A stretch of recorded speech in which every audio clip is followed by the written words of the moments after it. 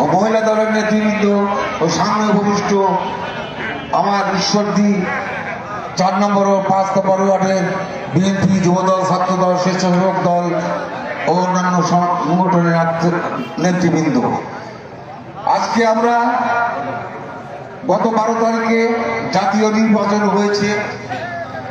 আমরা সেই নির্বাচনে আমাদের বহু আশা ছিল, আকাঙ্ক্ষা ছিল যে আমরা এই আসনটি দীর্ঘ 30 বছর পর বেগম খালেদা আজকে আমাদের মাঝে নেই, তারেক রহমান আছে, তাকে উপহার দেব। কিন্তু আজকে আমরা সেটা দিতে পারি নাই। কেন? আপনারা দেখেছেন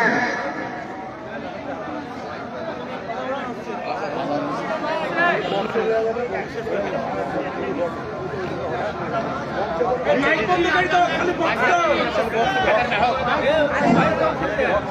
মাইক বন্ধ করে দাও, খালি বক্স দাও, খালি বক্স দাও। মাইক বন্ধ করে দাও।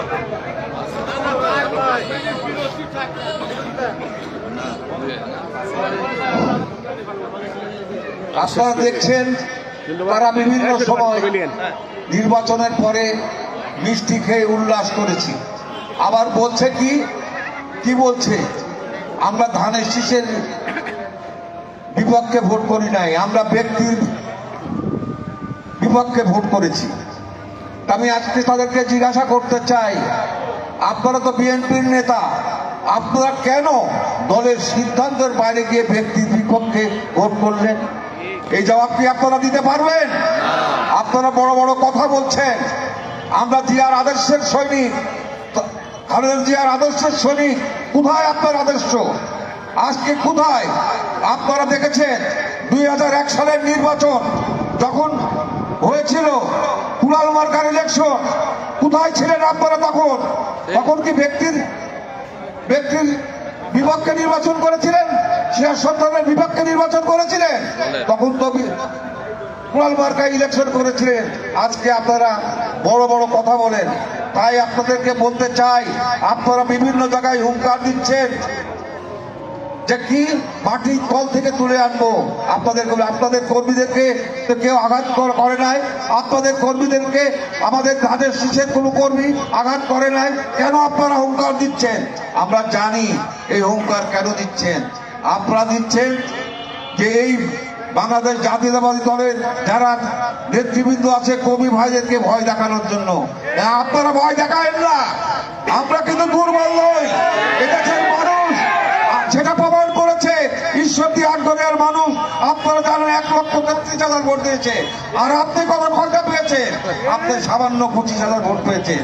তাই বলতে চাই, আপনারা বসে বড়াই করেন না। যে বড়াই করে যে দল করবেন, এটা কিন্তু ঈশ্বরদীর মাটিতে হতে দেওয়া হবে না। ঈশ্বরদী যারা বিএনপি করে, যুবদল করে, যারা নেতৃবৃন্দ আছে, তারা কোনোদিনই আপনাদেরকে মেনে নিবে না ইনশাল্লাহ। আমার বিশ্বাস তারেক রহমানও আপনাদেরকে আর কোনোদিন বিশ্বাস করবে না বা দলে ফিরিয়ে আনবে না। পরিশেষে সবাইকে বলবো, আপনারা সবাই ঐক্যবদ্ধ থাকেন।